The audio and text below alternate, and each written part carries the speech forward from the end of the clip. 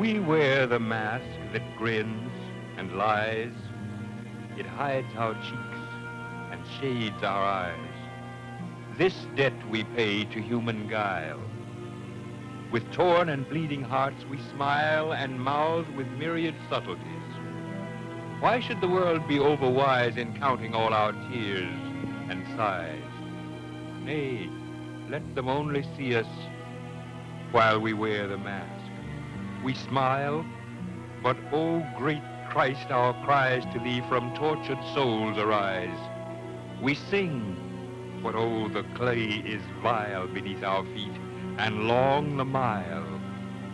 But let the world dream otherwise. We wear the mask.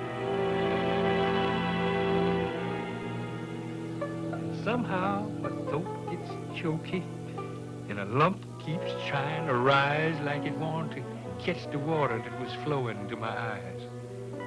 Oh, the music of the banjo, quick and devilish, solemn, slow, is the greatest joy and solace that a weary slave can know. You folks can keep on shouting with your gold or silver cry, but I tell you people, hams is scarce and fowls is roosting high. There is a heaven, forever, day by day, the upward longing of my soul doth tell me so. There is a hell, I'm quite as sure, for pray, if there were not, where would my neighbors go?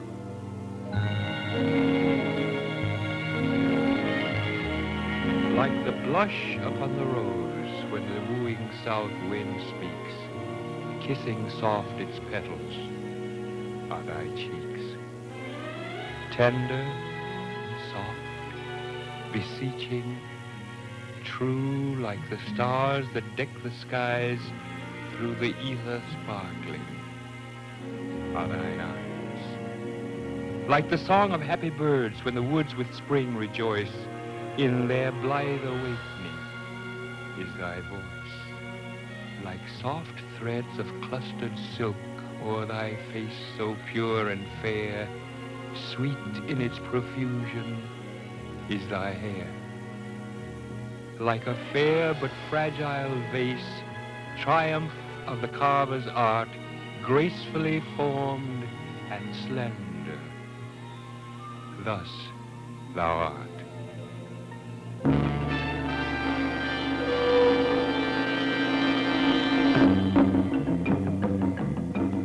O Mother Race, to thee I bring this pledge of faith unwavering, this tribute to thy glory. I know the pangs which thou didst feel when slavery crushed thee with its heel, with thy dear blood all gory. Sad days were those, ah, sad indeed. But through the land the fruitful seed of better times was growing.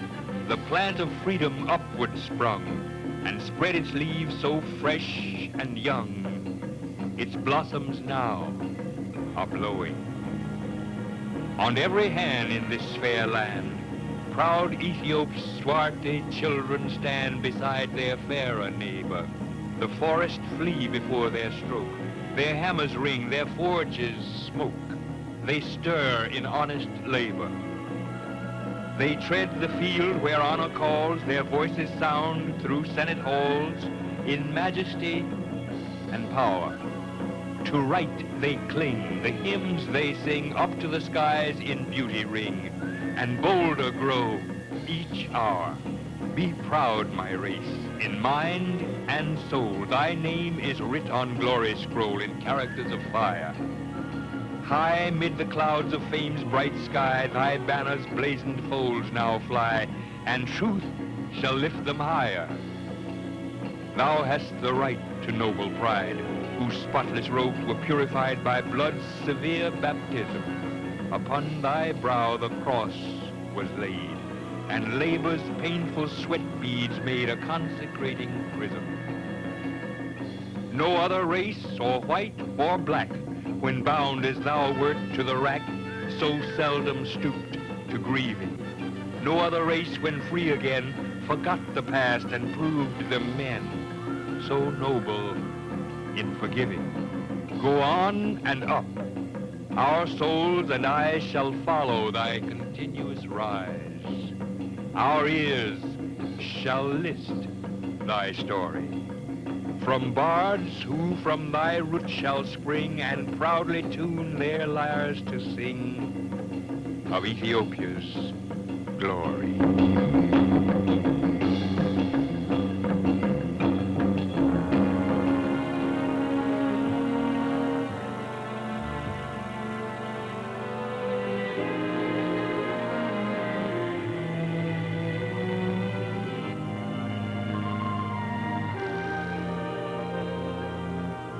My parents introduced me to the magic of words. My mother, Matilda Dunbar, was born a slave. At 17, she ran away to Ohio. Joshua Dunbar, my father, was also born a slave. He escaped to Canada. In 1863, he returned and joined the Union Army. My parents taught themselves to read and write. What they lacked in sophistication, they made up for with mother wit.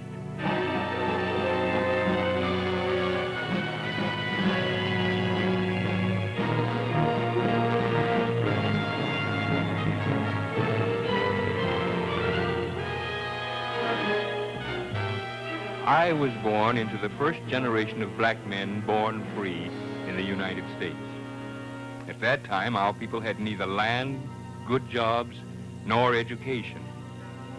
My parents wanted me to become a lawyer or a minister, someone who could speak for our people.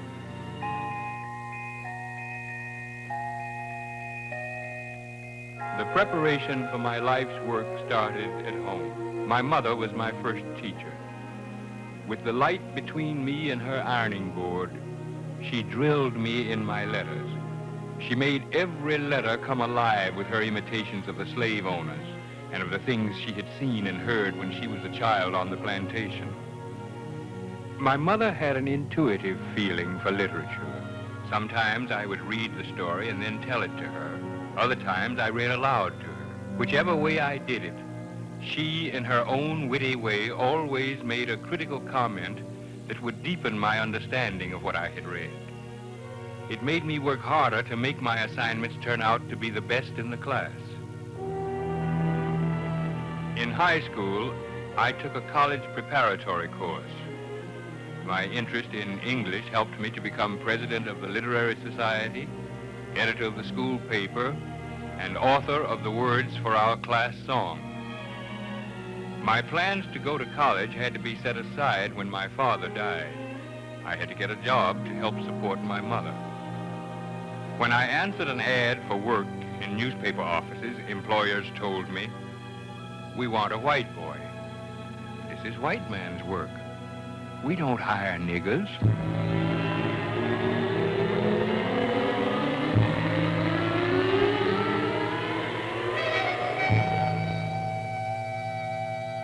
The only job I could find paid $4 for a 6-day week.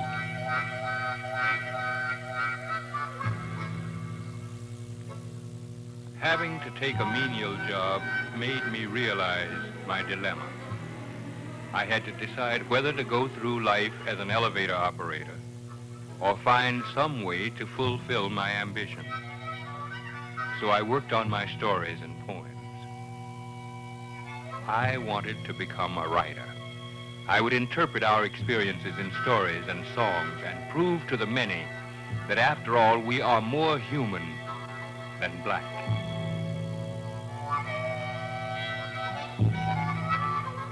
The publication of my first book opened a new world to me.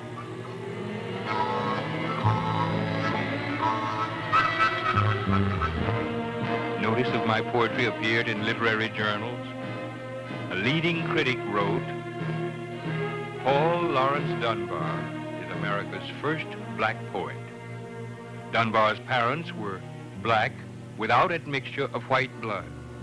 So far as I can remember, Dunbar is the only man of pure African blood and of American civilization to feel black life aesthetically and express it lyrically.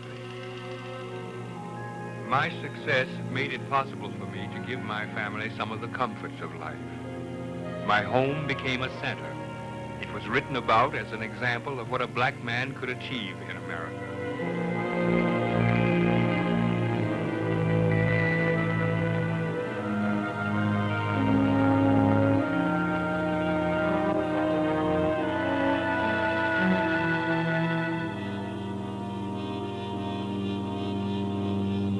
All who wrote about my work laid special emphasis on my dialect poetry. Unfortunately, dialect had become the language of buffoonery. I didn't want to be known as a dialect poet. I had used it first thinking of my own people. When it was given to the outside world, I hoped that some among the general public would understand that the people speaking in my verses were real. Human beings honestly expressing their philosophy of life. But I discovered to the outside world, dialect was a cue for laughter. I wanted to make people laugh, but I thought it was just as important to make them think. I can see it as vividly as if it were yesterday. The boy's name was Benson, Jube Benson. Benson was an easygoing boy who did what he was told and did it well. He was so grateful for the special jobs I gave him that once, when I was deathly sick, he nursed me through the critical hours of my illness.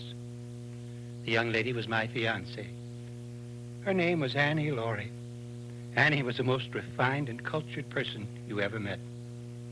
We were to be married on the first anniversary of my practice. The world held out nothing but success and happiness for us. One evening, I saw a crowd in front of her house. Inside, my fears were confirmed. Some brute had raped Annie Laurie. I rushed to her bedside. Her torn dress, her trembling body, her slow breathing showed signs of a desperate struggle. So desperate that she was beyond my skill. All I could do was ask, "Who?" Her eyes half opened. That black. She fell back dead. The mother stood weeping. The face of the father was like iron. "It is enough," he said. Jube Benson disappeared. He went to the door and told the expectant crowd, "She is dead." I heard the angry roar without swelling up like the noise of a flood. Then I heard the sudden movement of many feet as men separated into searching parties. And laying the dead girl back upon her couch, I took my rifle and went out to join them. As if by intuition, the knowledge had passed among the men that Jube Benson had disappeared, and he, by common consent, was to be the object of our search. Fully a dozen citizens had seen him hastening toward the woods and had noted his sullen air. "To the woods! To the woods!" That was the cry. And away we went, each with a determination not to shoot, but to bring the culprit alive to town and then deal with him as his crime deserved. I cannot describe the feelings I experienced as I went out that night to beat the woods with this human tiger. My heart smoldered within me like a coal, and I went forward under an impulse of will that was half my own, half some more malignant powers. I simply went forward and watched with burning eyes for a familiar form that I looked for as often before with such different emotions. Luck or ill luck, which you will, was with our party. Just as day was turning into night, we came upon Benson crossing a field, and he came toward us with his hands up. "I ain't done no harm," he said. "Harm?" Some of the men took the word up with oaths. Others were ominously silent. We gathered round Benson like hungry beasts, and I began to see terror dawning in his eyes. He turned to me. "I'm mighty glad you're here, Doc. You're not going to let him whip me." "Whip you, you hound," I said. "I'm going to see you hanged." And in excess of passion, I struck him full on the mouth. He made a motion as if to resist the blow against even such great odds, but controlled himself. "Why, Doc," he exclaimed in the saddest voice I've ever heard. "Why, Doctor, I ain't stole nothing of yours. I haven't done anything wrong. I only been over to Banford to see my girl, Lucy." "You lie," I said, and my hands were busy helping the others bind him to a horse. "Why did I do it? I don't know. A false education, I reckon. One false from the beginning. I saw his black face glooming there in the half-light, and I could only think of him as a monster. It's tradition. At first I was told that the black man would catch me, and when I got over that, they taught me that the devil was black, and when I had recovered from the sickness of that belief, the textbooks told me his brain is smaller, skull exceedingly thick, lips thick and brutal, indicating passion, mouth projecting, head low and compressed, teeth implanted in abnormal gums, hair distinctly woolly, overabundant sudorific glands, larger and grosser sexual organs, strong, uncontrollable sex urge. There was only one conclusion. The black man stood for all the powers of evil, the result of whose machinations have been gathering in my mind from childhood. But this has nothing to do with what happened. After firing a few shots to announce our capture, we rode back into town with Benson. The ingathering parties from all directions met us, so we made our way up to her house. There was no doubt that, as the papers would have said, a gathering of the best citizens. It was a gathering of stern, determined men bent on a terrible vengeance. We took Benson into the house, into the room where the corpse lay. At the sight of it, he gave a scream. This was enough to condemn him. We divined rather than heard his cry, Miss Annie, oh my God. Doc, you don't think I done it. Hungry hands were ready. We hurried him out into the yard. A rope was ready. A tree was at hand. Hiram Daly stepped aside to let me be the first to pull upon the rope. No one was masked. We knew each other. Not even the culprit's face was covered. And the last I remember of him as he went into the air was a look of sad reproach that will remain with me until I meet him face to face again. We were ready to tie the end of the rope to a tree where the dead man might hang as a warning to his fellows when a terrible cry chilled us to the marrow. Cut him down! Cut him down! He ain't guilty. We got the one. Cut him down, for God's sake. Here's the man. We found him hiding in the barn. Benson's brother, Ben, and another black boy came rushing toward us, half dragging, half carrying a miserable-looking wretch between them. Oh, my God. He's dead. He's dead, wailed the brother. But with blazing eyes, he brought his captive into the center of the group, and we saw in the full light the scratched face of Tom Clark, not as we were accustomed to see it, smeared with dirt. It was blackened to look like a black man. Oh, God, forgive me. I rushed into the house. Carefully, I searched underneath Annie's broken fingernails. There was skin there. I examined it and read my own doom. It was the skin of a white man, and in it were embedded strands of short brown hair. I went out to tell the others. How, I do not know, for something kept crying in my ears. Blood, guilty. Blood, guilty. I offered to help Ben carry his brother in, but he waved me away, saying, you help murder my brother, you his friend, go away, I'll take him home myself. I stood there while all the while something in my ears kept crying, blood, guilty, blood, guilty.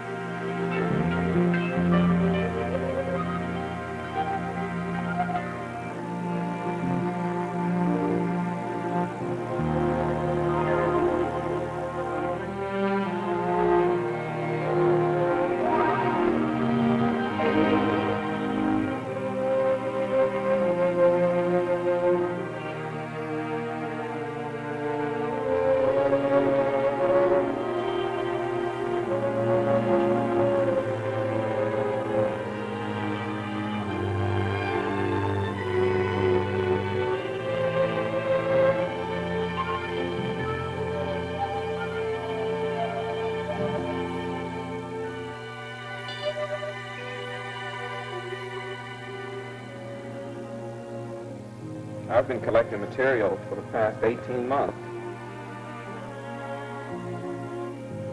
Now, some of the pieces were thought to have been lost. Other works have rarely been seen in public. This is the first time that so much of this has been brought under one roof.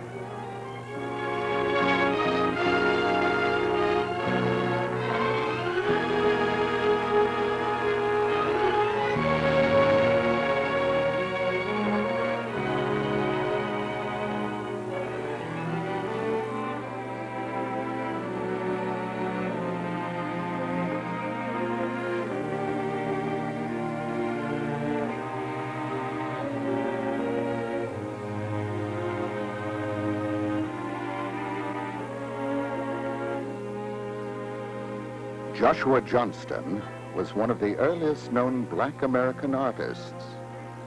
The facts of his life are not clear. 3 different Baltimore families claimed him as their slave.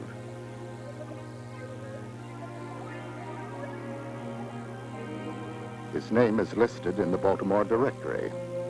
He could have been a slave or a free colored man. That he was a black man seems certain. For to have incorrectly listed a white man as black would have been a libelous matter. In any case, for the present, Joshua Johnston is one of the first black American painters, and certainly the most productive of his time.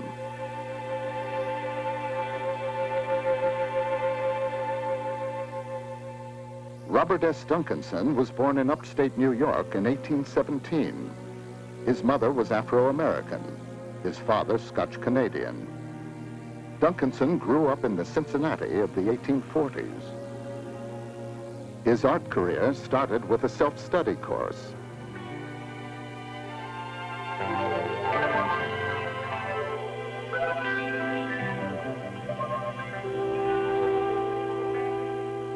His employer, a black man, encouraged him to continue his study. Support also came from the community.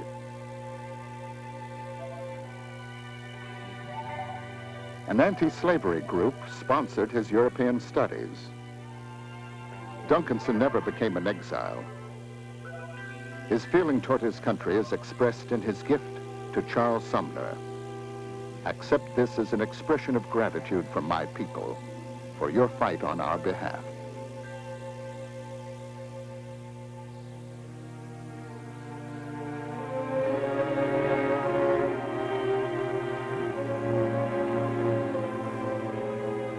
Robert S. Duncanson died on December 21st, 1872, in Detroit, in a hospital for the insane.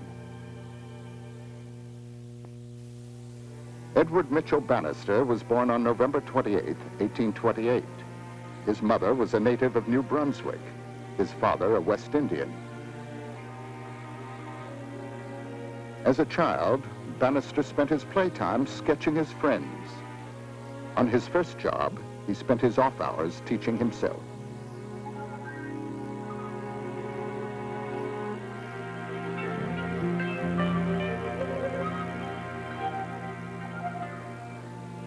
Working in a Boston studio, he made contact with an art teacher. It is said that a story in a New York paper denying that blacks could produce art challenged Bannister. He vowed to prove the contrary, without benefit of patronage, study abroad, or racial themes.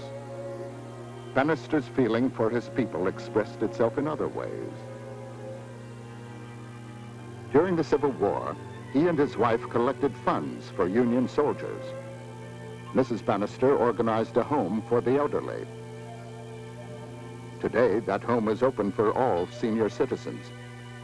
Bannister was one of the organizers of the Providence Art Club, the catalyzing body of the Rhode Island School of Design.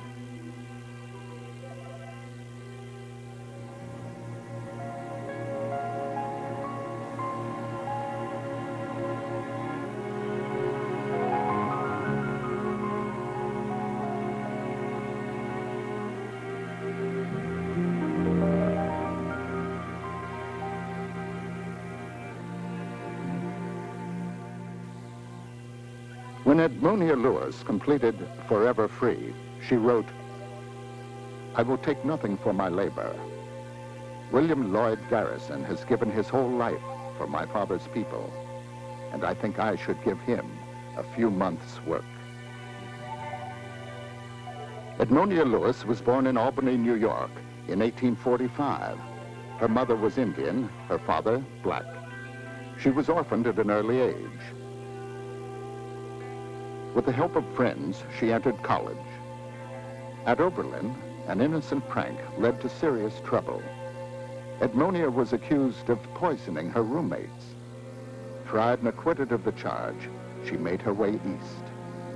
Edmonia began her art career in Boston. A sculptor friend loaned her some tools. Another friend helped her rent a studio.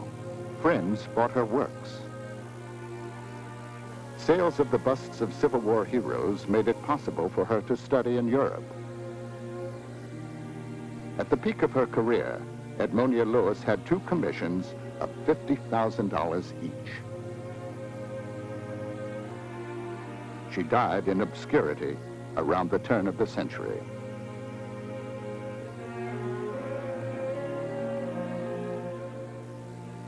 In 1897, Henry Osawa Tanner won a coveted Paris Salon Prize.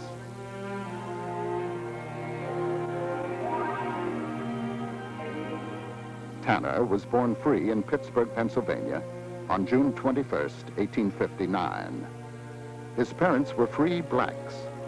His father was a bishop in the African Methodist Zion Church. Tanner's formal training was under Thomas Eakins, who became his friend. From art school, Tanner went south, thinking he could combine business and art. The income from his enterprise was so small that he wrote in 1890, "My diet consisted of cornmeal mixed with salt and water in as many ways as I could think of." His art of this period attracted the attention of Bishop and Mrs. Joseph Hartzell. They bought his paintings as he was trying to raise funds to study in Europe. Tanner lived in Europe for 46 years. He died May 26, 1937.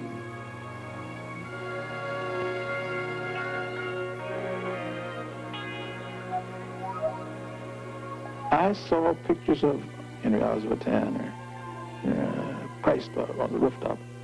Gave a great stimulus to my interest in art.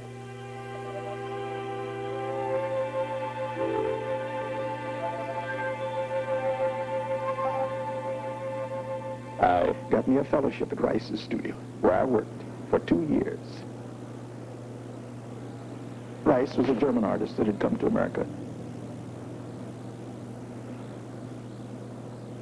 When I went there, he took note of the sort of thing that I was doing, but insisted that I introduce something of this African thing in it.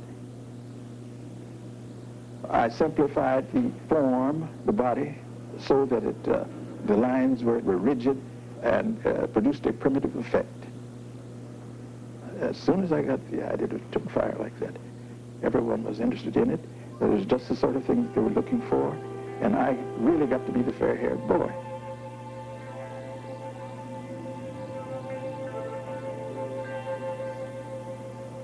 But I had a Bachelor of Fine Arts degree, 1922. I was one of the top students in the art class. And one of the funny things I thought that all you had to do was to have this, go through this college thing and and do this painting, and you'd go out and get a studio and start the painting, you see. And of course, there's no such thing happened.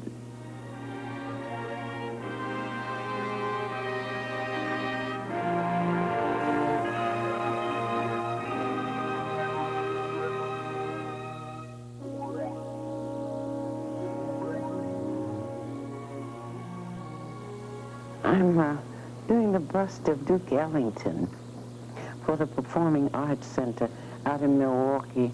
Would you like to see what I've started?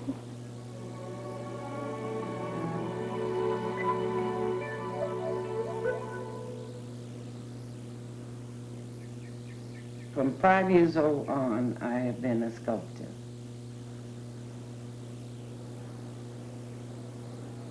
and my family's great love. They said, we don't know where we got her from, but we love her, and she plays in the dirt, and we know where she is.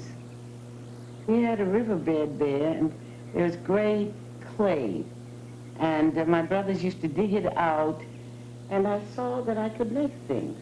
I had these two uncles who were missionaries out in Africa, and their trunks had come home to us after they died, and they were filled with African sculptures.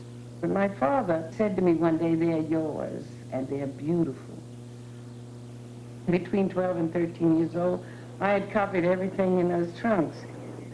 My mother was so bent on my having a profession, I became a nurse. I quit that job and came to New York so that I could go to art school. And of course, when I went away to Columbia, to Ceylon, to Europe, I became very much more academic, very much more feeling of perfection, keeping sculpture alive. My whole pursuit of excellence has been to improve each piece of sculpture.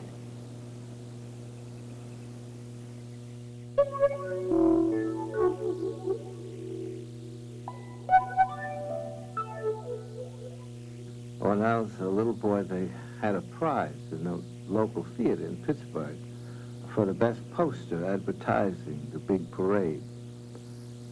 And I went to the library and I researched. My grandmother looked at it and she said, you know, this will never win a prize. You've got too much in it. Just have Uncle Sam picking up a wounded doughboy and saying forward. And I won the first prize.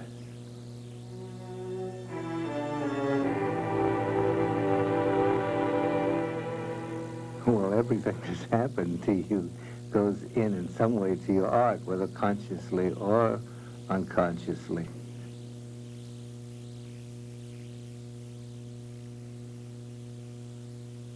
I began to sell my cartoons to some of the humor magazines of the time. And then I went to study after I finished college with the late George Groats and became increasingly more interested in painting.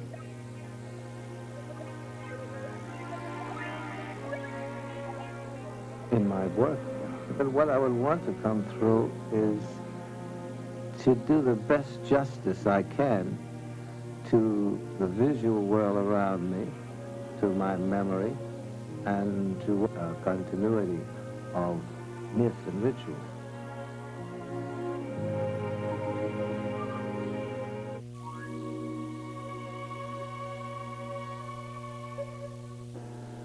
I came to Washington in the last day of August, 1907, from Columbus, Georgia. When we got to Alexandria, it was very exciting. The train stopped, and I could see the Washington Monument and the beautiful sailboats on the Potomac. It was really, looked like I was going into paradise. My mother was very much interested in color.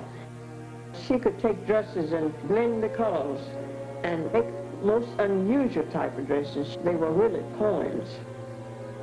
I remember where I lived on Rose Hill in Columbus, Georgia. There were little streams of water that trickled down the hill. I would go and get little cans of the clay and take it to my home and make little dishes or something out of it. I was very happy when I entered that art room. I stuck with it. I am using color in different types of compositions.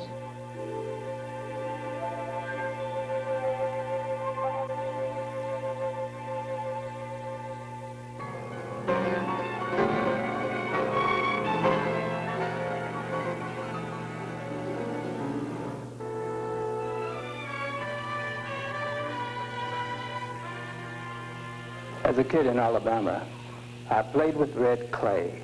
I suppose I've always been interested in sculpture. As a kid, I had various jobs, poster painting, sign painting on grocery stores. It was very interesting because I had one store and then I ended up with 20 stores and I wasn't able to handle them all, so I had to buy a bicycle and my business got very good. We have a wonderful roof garden, and to see plants each morning budding and growing is really wonderful. We have at least 500 school children visiting us for Christmas. They come through, they look at sculpture, they ask questions about sculpture. I worked for the Board of Education for about 20 years, and what I did for them there was photography, brochures, and also we would be interested in young people in their careers. Whatever they're interested in, I try to get them to stay with it. I'll continue to do sculpture regardless. It's a compulsion. I must.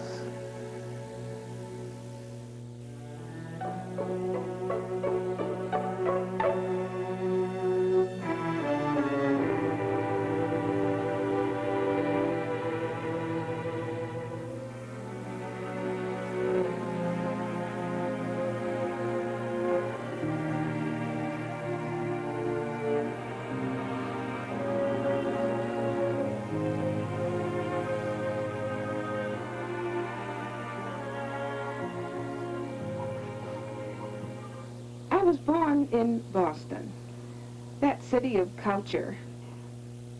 We live in the downtown section of Boston.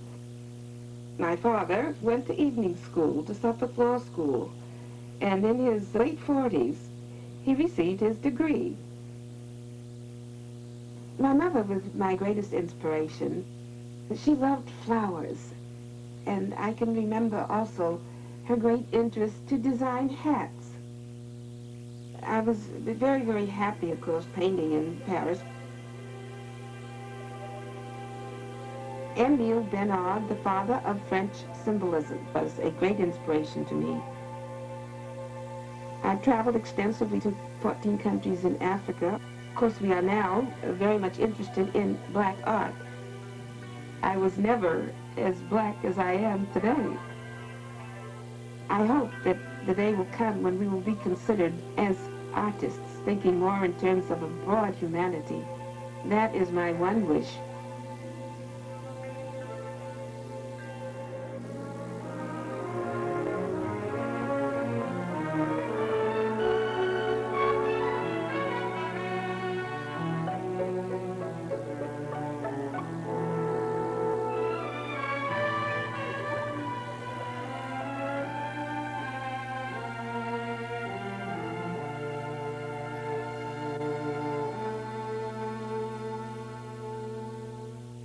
I was raised in the Harlem community. My parents moved from Atlantic City to Philadelphia, Eastern Pennsylvania. I just started playing with color. I wasn't thinking of being an artist. I don't think I really knew what a professional artist was at the time. I went into the Harlem Arts Center and received guidance, received encouragement. And, you know, in retrospect, I realized how important that was. For the past few years, I've been working on builders' themes, and I oftentimes use the symbols of tools, and I like to include children passing on a tool as a constructive symbol. Well, I think tools are very beautiful things. They're very beautiful instruments. They're functional, they're artistic, aesthetic, they're beautifully hold. I like anatomical drawings. I like structure. I think tools are related to that. I use them in my paintings, and I just like to look at them. I don't like to interpret paintings, really, because I think they have to be understood according to the spectator's own experience. This is my second attempt at doing a horse. The first one was the horse at General Dessalines, the equestrian statue of General Dessalines in Haiti. And I enjoyed it very much, but I did this Arabian horse, the second one, because I like the shortness of the spine and the smallness of the head, and it's very spirited. I did this in 1940, and it happened that I was invited for the first time to show something in the Metropolitan Museum. I made 2 copies of it, and one went to the Met and one to the Chicago Art Institute Museum.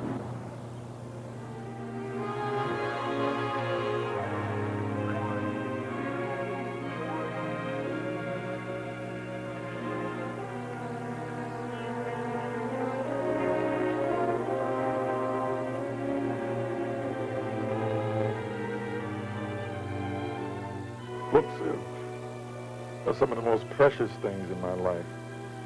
I guess ever since I was 14, when I came across and discovered some of the most beautiful art books. An Englishman named Yellowby had taken my great-grandmother as his slave wife and had fathered 10 kids by her.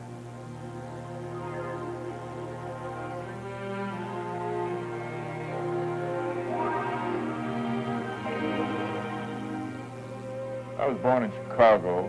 We lived mostly on the south side. We had the only frame house in the block. And every winter the pipes used to freeze. We never had any water. We always had to borrow water from our neighbors.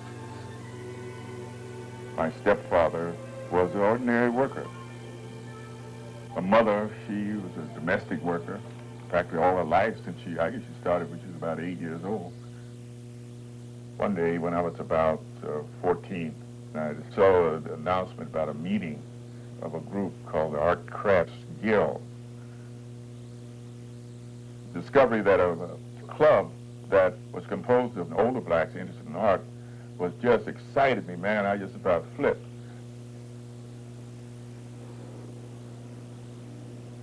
There's a direct relationship, a correlation between the content of what I do and this history, this personal history.